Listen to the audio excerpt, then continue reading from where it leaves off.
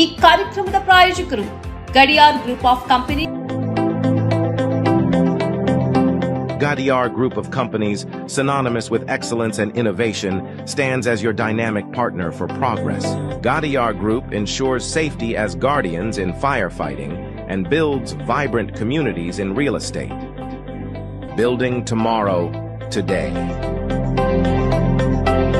ವೀಕ್ಷಕರೇ, ಸನ್ಮಾರ್ಗ ಸುದ್ದಿ ಸಂಚಯಕ್ಕೆ ಸ್ವಾಗತ. ನಾನು RA ಲೋಹಾನಿ. ತಮಿಳುನಾಡು ವಿಧಾನಸಭಾ ಚುನಾವಣೆಯಲ್ಲಿ ನಟ ವಿಜಯ್ ನೇತೃತ್ವದ ತಮಿಳಿಗ ವೆಟ್ಟಿ ಕಳಗಂ ಪಕ್ಷವು 108 ಸ್ಥಾನಗಳನ್ನು ಗೆಲ್ಲುವ ಮೂಲಕ ಅತಿ ದೊಡ್ಡ ಪಕ್ಷವಾಗಿ ಹೊರಹೊಮ್ಮಿದೆ.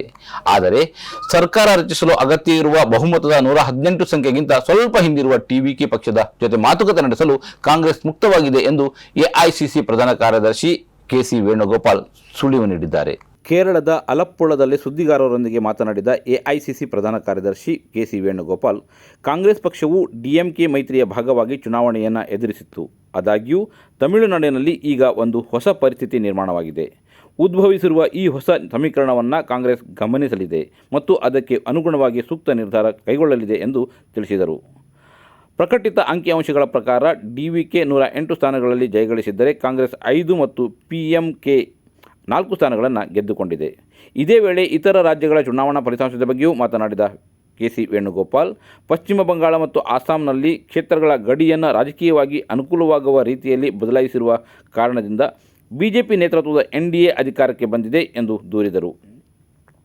ಕೇರಳದ ಫಲಿತಾಂಶದ ಕುರಿತು ಪ್ರಸ್ತಾಪಿಸುತ್ತಾ LDF ಮತ್ತು SNDP ಯೋಗಂ ಪ್ರಧಾನ ಕಾರ್ಯದರ್ಶಿ ವೆಳ್ಳಾಪಳ್ಳಿ ನಟೇಶನ್ ಅವರು ಮತದಾರರನ್ನು ಜಾತಿ ಮತ್ತು ಧರ್ಮದ ಆಧಾರದ ಮೇಲೆ ಒಡೆಯಲು ಪ್ರಯತ್ನಿಸಿದರು. ಆದರೆ ಮತದಾರರು ಈ ಕುತಂತ್ರವನ್ನು ತಿರಸ್ಕರಿಸಿ UDFನ ಜಾತ್ಯತೀತ ನಿಲುವಿಗೆ ಮತ ನೀಡಿದ್ದಾರೆ. ಇದು ಜಾತ್ಯತೀತತೆಗೆ ಸಿಕ್ಕಿದ ದೊಡ್ಡ ಗೆಲುವು ಎಂದು ತಿಳಿಸಿದರು. ಪಶ್ಚಿಮ ಬಂಗಾಳದ ಪ್ರತಿಷ್ಠಿತ ಭವಾನಿಪುರ ವಿಧಾನಸಭಾ ಕ್ಷೇತ್ರದಲ್ಲಿ ಅನುಭವಿಸಿದ ಅನಿರೀಕ್ಷಿತ ಸೋಲಿನ ಬೆನ್ನಲ್ಲೇ TMC ನಾಯಕಿ ಮಮತಾ ಬ್ಯಾನರ್ಜಿಯವರ ಸ್ಫೋಟಕ ಫೋನ್ ಕರೆಯೊಂದು ತೀವ್ರ ಸಂಚಲನ ಮೂಡಿಸಿದೆ. ಚುನಾವಣೆಯಲ್ಲಿ ತಮ್ಮ ಪಕ್ಷದ ಕಾರ್ಯಕರ್ತರನ್ನು ಥಳಿಸಲಾಗಿದೆ, ಮತಗಟ್ಟೆಗಳಿಂದ ಹೊರಹಾಕಲಾಗಿದೆ ಮತ್ತು ಮತಗಳನ್ನು ಲೂಟಿ ಮಾಡಲಾಗಿದೆ ಎಂದು ಅವರು ಗಂಭೀರ ಆರೋಪ ಮಾಡಿದ್ದಾರೆ. ಪಕ್ಷದ ಮುಖಂಡರೊಂದಿಗೆ ಸೋಲಿನ ಪರಾಮರ್ಶೆ ನಡೆಸುತ್ತಿರುವ ವೇಳೆ ಮಮತಾ ಬ್ಯಾನರ್ಜಿಯವರು ಮಾತನಾಡಿದ್ದಾರೆ ಎನ್ನಲಾದ ಈ ವಿಡಿಯೋ ಸಂಭಾಷಣೆಯು ರಾಜ್ಯದ ರಾಜಕೀಯದಲ್ಲಿ ಬಿರುಗಾಳಿ ಎಬ್ಬಿಸಿದೆ. ನಮ್ಮ ಕಾರ್ಯಕರ್ತರ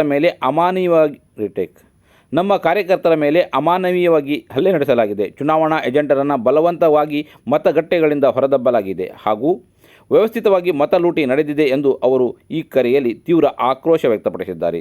ಈ ಸೋಲಿನ ಹಿಂದೆ ಚುನಾವಣಾ ಆಯೋಗದ ಪಾತ್ರವಿದೆ ಎಂದು ಕೂಡ ಅವರು ನೇರ ವಾಗ್ದಾಳಿ ನಡೆಸಿದ್ದಾರೆ. ಭವಾನಿಪುರದಲ್ಲಿ ಪ್ರಜಾಪ್ರಭುತ್ವದ ಕಗ್ಗೊಲೆಯಾಗಿದೆ ಎಂದು ಹೇಳಿರುವ ಅವರು, ಇದು ಕೇವಲ ಜನರ ತೀರ್ಪಲ್ಲ, ವ್ಯವಸ್ಥೆಯನ್ನು ದುರ್ಬಳಕೆ ಮಾಡಿಕೊಂಡು ನಮ್ಮನ್ನು ಸೋಲಿಸಲಾಗಿದೆ. ಈ ಅಕ್ರಮ ಮತ್ತು ಅನ್ಯಾಯದ ವಿರುದ್ಧ ನಾವು ಸುಮ್ಮನೆ ಕೂರುವುದಿಲ್ಲ, ನ್ಯಾಯಾಲಯದ ಮೆಟ್ಟಲೇರಲಿದ್ದೇವೆ ಎಂದು ಕಾನೂನು ಹೋರಾಟದ ಎಚ್ಚರಿಕೆ ನೀಡಿದ್ದಾರೆ. ಭವಾನಿಪುರದ ತೀರ್ಪು TMC ಪಾಳೆಯದಲ್ಲಿ ತೀವ್ರ ಆಘಾತ ಮೂಡಿಸಿದ್ದು, ಈ ಸ್ಫೋಟಕ ಕರೆಯು ಚುನಾವಣಾ ಪ್ರಕ್ರಿಯೆಯ ಕುರಿತು ಚರ್ಚೆಯನ್ನು ಮುನ್ನೆಲೆಗೆ ತಂದಿದೆ. ಪ್ರತಿಪಕ್ಷಗಳು ಈ ಬೆಳವಣಿಗೆಯನ್ನು ಮಮತಾ ಬ್ಯಾನರ್ಜಿಯವರ ಸೋಲಿನ ಹತಾಶೆ ಎಂದು ಟೀಕಿಸುತ್ತಿದ್ದರೆ, TMC ನಾಯಕರು ಮಾತ್ರ ಇದು ಚುನಾವಣಾ ಆಯೋಗ ಮತ್ತು ವಿರೋಧಿಗಳ ಷಡ್ಯಂತ್ರದ ವಿರುದ್ಧ ಹೋರಾಟ ಎಂದು ಸಮರ್ಥಿಸಿಕೊಂಡಿದ್ದಾರೆ. ಪಶ್ಚಿಮ ಬಂಗಾಳದ ಚುನಾವಣೆಯಲ್ಲಿ ಮಮತಾ ಬ್ಯಾನರ್ಜಿ ನೇತೃತ್ವದ ತೃಣಮೂಲ ಕಾಂಗ್ರೆಸ್ ದಯನೀಯವಾಗಿ ವೈಫಲ್ಯ ಕಂಡಿದೆ. ಮಮತಾ ಬ್ಯಾನರ್ಜಿ 100 ಸೀಟ್ನಲ್ಲಿ ವ್ಯತ್ಯಾಸವಾಗಿದೆ ಎಂದು ಆರೋಪಿಸಿದ್ದಾರೆ. ಇನ್ನೊಂದು ಕಡೆ TMC ಸೋಲಿಗೆ ಮಮತಾ ಬ್ಯಾನರ್ಜಿಯೇ ಕಾರಣ ಎಂದು ಶಿವಸೇನೆ ಹೊಸ ಕಿಡಿ ಹಚ್ಚಿದೆ.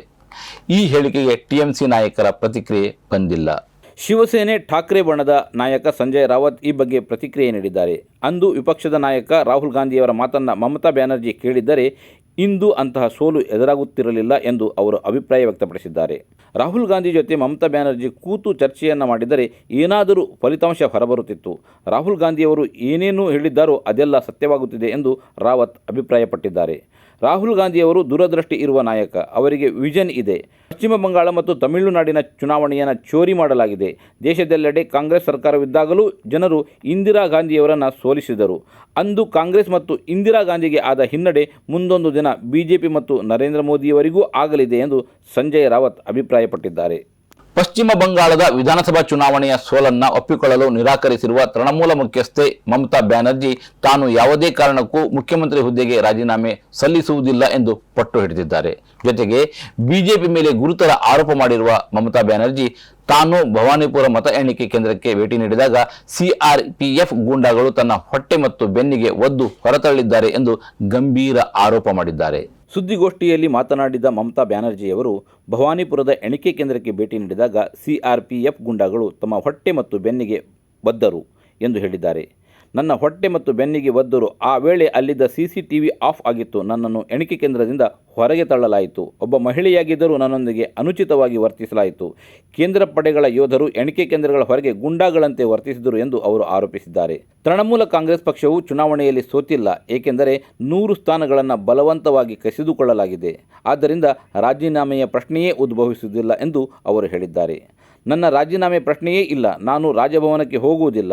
ನಾವು ಚುನಾವಣೆಯಲ್ಲಿ ಸೋತಿಲ್ಲ ಎಂದು ಮಮತಾ ಹೇಳಿದ್ದಾರೆ. ಪಶ್ಚಿಮ ಬಂಗಾಳದ ಚುನಾವಣೆಯಲ್ಲಿ ಬಿಜೆಪಿ ಭರ್ಜರಿ ಜಯ ಸಾಧಿಸಿದ ಒಂದು ದಿನದ ನಂತರ TMC ಮುಖ್ಯಸ್ಥೆಯಿಂದ ಈ ಹೇಳಿಕೆಗಳು ಬಂದಿವೆ.